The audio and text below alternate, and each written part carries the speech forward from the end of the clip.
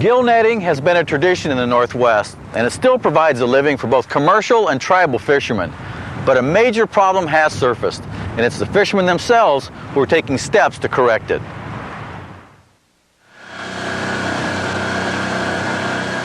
The scene is textbook Northwest.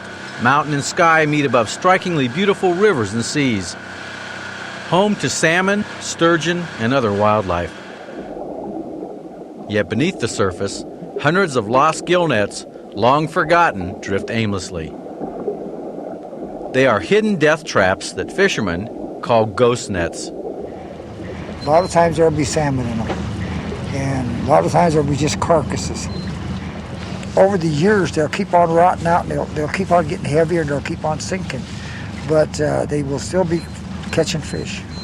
That's why we call them ghost nets, because they catch fish all the time, you know. Though gill netting is in decline, it is still practiced in the Northwest by tribes and commercial fishermen. Gill netting is simple. Set out nets, wait, and haul in a catch. Wild steelhead.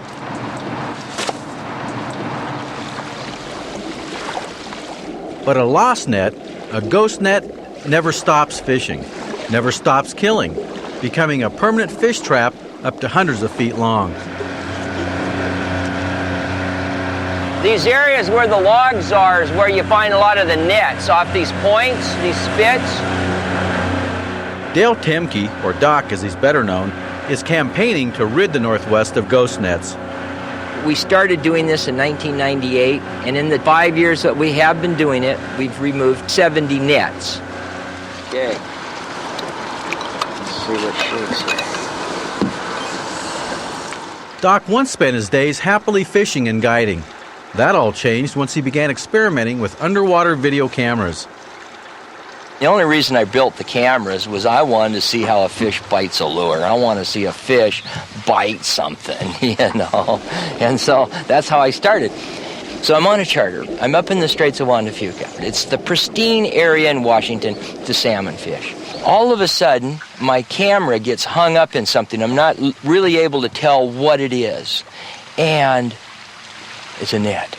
It's just a net floating on its own, tumbling on the bottom in 120 foot of water. And all of a sudden I start to see that there is a serious problem.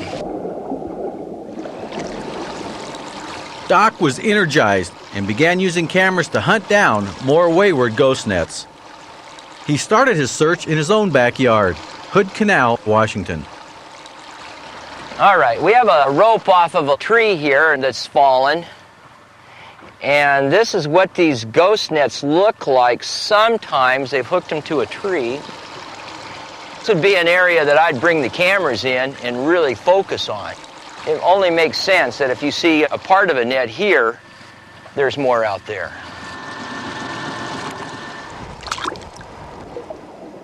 Doc's cameras are protected by an aerodynamic housing that flies through water. The images are sent instantly to a monitor and recording unit on board his boat.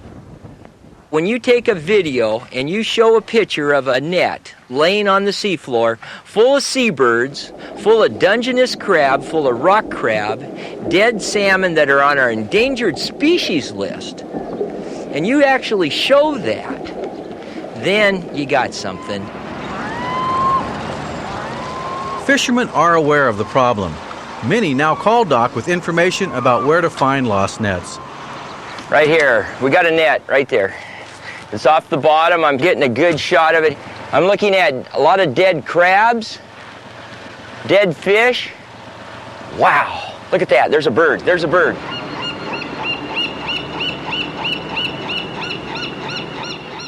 When you look out over the Puget Sound or the Canal or the Straits, it looks great. But when you get under the water, then it tells a whole different story.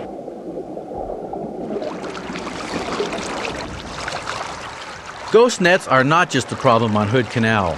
Declines in native fish in the Coulmbia River forced gill netters to take a hard look at what's happening there. Ghost nets could no longer be ignored. We figure out where the most populated fishing area is. Now this area here is usually good for losing nets. Charles Gardee is a Yakima Nation gill netter and biologist. He spends the off-season recovering ghost nets. You know the fish are declining anyway, especially the white sturgeon. And when you see something like this, you know they're mostly sturgeon, so you're losing some of your livelihood. Cameras don't work well in the murky Coulmbia River water, so the work here is more tedious. I just GPS where we hooked it. Biologists head into areas traditionally used by gill netters. Then they drop a line with a weighted hook that drags along the river bottom.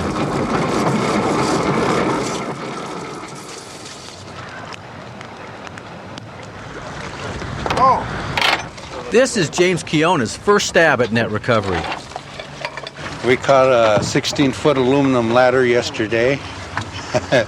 We catch motors once in a while, boat motors. There's just about everything man-made ends up out in here. The tribes and states have always thought that there might be a problem. Kevin Kappeman coordinates the recovery effort. He has to find money each year to pay for this time-consuming project. The voices were out there. It's just that we never had the money to initiate a project until now. States historically imposed fines on fishermen who lost gear, but those laws are changing. Fishermen in Oregon can now report most lost nets without fear of a fine.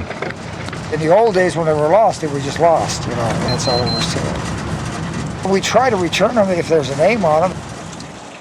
At thousands of dollars each, the hope is that some nets can be repaired and reused.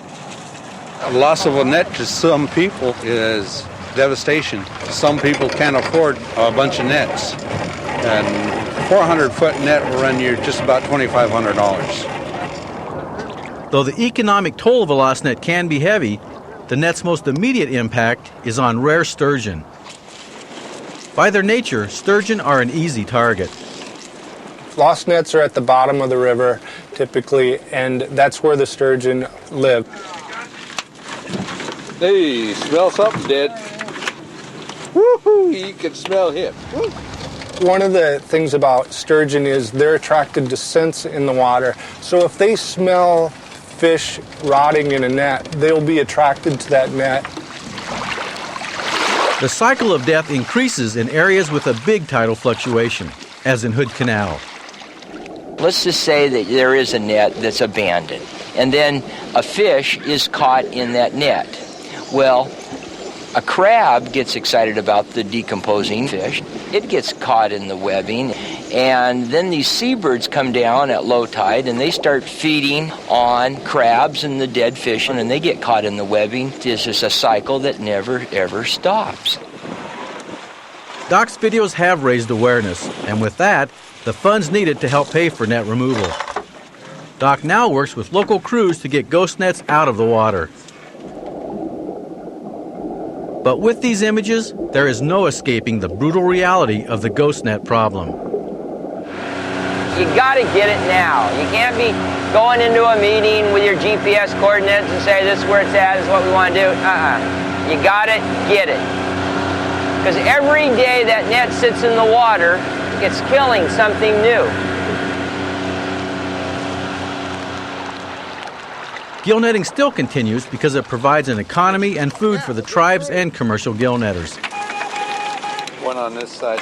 Yet each season, more nets are lost, meaning there will always be more nets to recover. I think these nets have a lot to do with a lot of impact on this river. Even 2 weeks, if we get 10 nets, we'll save thousands of fish. Woohoo! Look at him go! Look at him go! This past summer, Coulmbia River tribes recovered 25 nets. And next year, tribes and various wildlife agencies hope to expand their efforts to other bays, rivers, and estuaries.